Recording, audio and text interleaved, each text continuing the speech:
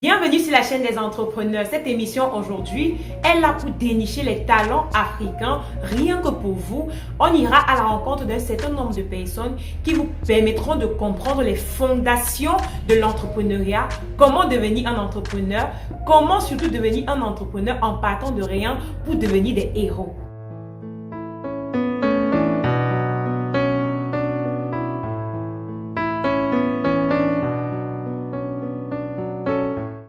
Nouveau, si vous débutez en entrepreneuriat, vous aurez sur cette chaîne la réponse à vos questions en partant justement vers ceux-là qui ont déjà réussi dans le domaine en majorité, en quittant de rien pour devenir des héros qui emploient des dizaines, de vingtaines, des trentaines et voire même des centaines de personnes. Restez scotchés pour ne rien rater. Mais avant de commencer la vidéo, si vous êtes nouveau et que vous passez par là, n'hésitez pas de vous abonner, d'activer les notifications. Aujourd'hui, on s'intéressera à un patriarche, un patriarche dans le domaine de la vannerie camerounaise. Nous irons directement au quartier Carrefour Agib de Douala où on trouvera Monsieur Joe qui nous montrera son savoir-faire africain. On va ensemble confectionner les pots, les paniers, les chaises africainement parlant. Je vous prie de bien vouloir nous suivre. On vous montrera ce domaine qui est parfois méprisé par plusieurs Camerounais, mais un domaine très intéressant, un domaine plutôt très fructueux. C'est l'Afrique qui parle, c'est le monde entier qui nous regarde. Cette équipe, plongée à la tâche, partage la même vision et la même passion. La vannerie, l'art de tresser avec des fibres de bois pour réaliser des objets très variés, à savoir des corbeilles, des paniers, des armoires, des canapés. Cet homme, c'est Papa Job, âgé d'une soixantaine d'années. Il est né et a grandi dans le nord-ouest du Cameroun. En 1993, il plaque tout pour aller poursuivre sa passion dans la vannerie à Douala, la capitale économique du Cameroun.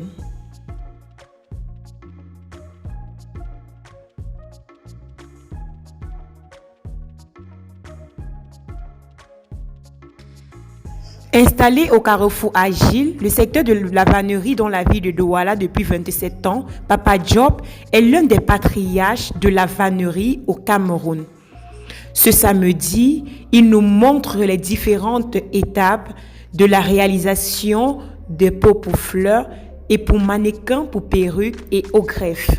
Nous arrivons à temps lorsqu'il finit le raclage du bois et débute avec la réalisation sous le feu de l'action. Le patriarche se dévoile, partageant avec nous son histoire.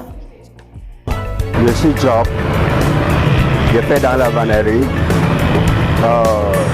Le travail, c'est un travail que j'ai appris quand j'étais petit au centre de fabrication. Après l'école, j'ai aussi entré dans la vannerie, comme vous voyez là. Ça fait combien d'années déjà? J'ai laissé le classe de bac 92. Ok. Et 93, j'ai entré dans le travail. Ça fait 27 ans déjà que vous êtes vannier? Oui. Quand celui qui a mis long dans le travail ici, il doit avoir aussi le client. Beaucoup de le pot qu'on fabrique, c'est pour ceux qui revendent. Tu vois, ceux qui mis long au marché nous connaissent. Ok. Parce qu'ils peuvent aussi aller exposer au marché et revendre aussi. On a mis long avec certains gens. Parlant de la matière première qu'il utilise, Papa Job nous explique qu'il existe une différence fondamentale entre un bois de type catalan et celui de type rotin. En effet, dans la confection des chaises, des canapés ou encore des armoires, l'on utilise le bois catalan. Par contre, les pots et les paniers se font à l'aide du bois rotin. C'est un truc que ça a mis long. Il y a beaucoup de trucs en brousse, comme le rotin. Oui. Mais ce qu'on a habitué de travailler avec, ceux qui coupent connaissent. Et quand ils coupent, ils viennent, on racle, on fonce. Ah, vous raclez là? Vous raclez? Quand on racle, tu vois les saletés comme tu vois là. Après, tu vois le truc debout. Après, on commence à tisser comme tu vois là. Ah, ok. Et là, vous êtes en train de faire un tissage de peau? Un pot, oui. Je suis en train de tisser un pot. Ok. Et vous vendez ce pot à combien? Ça dépend localité. Comme le petit que je fabrique comme ça là. Ouais, c'est un prix de 2300. 2300? Oui. Ok. Et il vous faut combien de bois pour faire un pot? Comme je suis en train de travailler comme ça, dans 1h30 minutes ou 2 heures de temps, je vais faire. Différentes étapes pour... Les différents, ça dépend aussi sur ce que tu es en train de fabriquer. Il y a le gros, il y a le petit. Et c'est que il y a beaucoup de fonctions. Toutes les choses ne sont pas les mêmes. Oui. Les autres sont pour les fleurs. Oui, ce qui est pour les fleurs, ce qui est pour les fleurs. Les autres pour les mèches. Oui. Le panier le porte-perruque. Oui. Oui. So, quand on tisse un panier, tout et chacun a une fonction. Et il suffit juste de tourner. Ça veut dire que tout le monde peut devenir bannier du jour au lendemain. C'est facile, hein? C'est facile parce que c'est un travail que tout le monde, quand tu vois ton frère travailler, toi aussi tu apprends. Ce n'est pas un truc que tu vas partir à l'école pour que c'est difficile. On n'a pas besoin d'écrire. Comme tu vois comment on travaille, toi aussi, tu travailles toujours. Ce n'est pas difficile, tout le monde. Ouais. Pourquoi vous utilisez le couteau à ce niveau? On n'a pas les machines hein, pour racler. Hein. On racle avec le couteau. Hein. Ok. Ouais. Quand tu vois comment le rotin est propre, on fabrique quelque chose. Mais c'est qu'on travaille avec le couteau. Ouais, on racle. C'est pour donner la forme. Pour que ça donne la forme, pour que ça donne. Il y a parfois pour tisser, c'est dur, il faut que ça soit mou. D'accord. Oui. Parce que pour que ça soit souple, il faut racler. Avant que ça soit souple comme ça là. D'accord. Il faut racler. Parce que c'était un truc qui est gros, toi, pendou. Ok. Pour racler, oui, c'est ça. Les clients, ce n'est pas ce qui manque ici. En témoigne cette dame qui a été attirée par la beauté de cette armoire. Ce monsieur travaille aussi depuis près de 20 ans avec Papa Job. Il est spécialisé dans la confection des armoires et des chaises.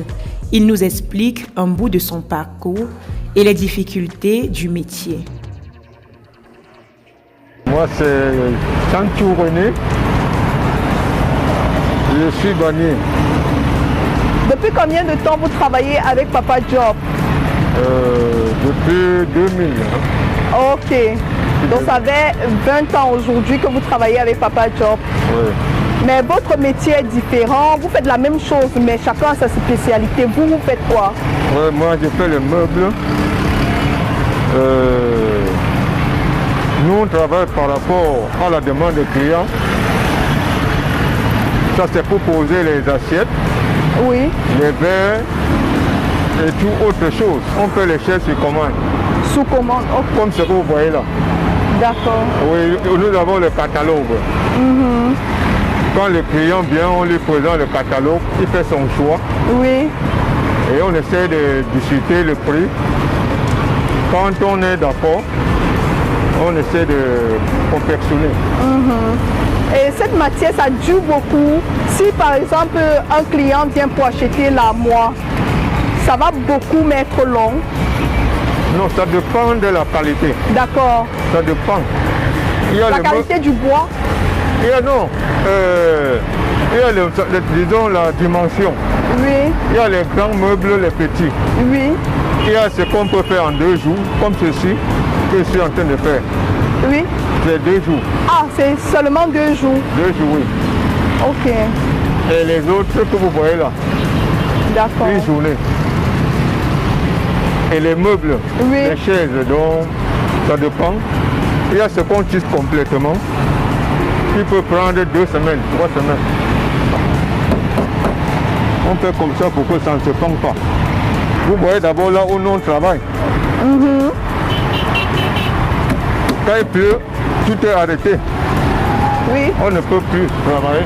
Parce que le bois aussi n'a pas besoin Non. de la pluie. Je dis nous. Oui, vous déjà. D'accord. Oui, oui.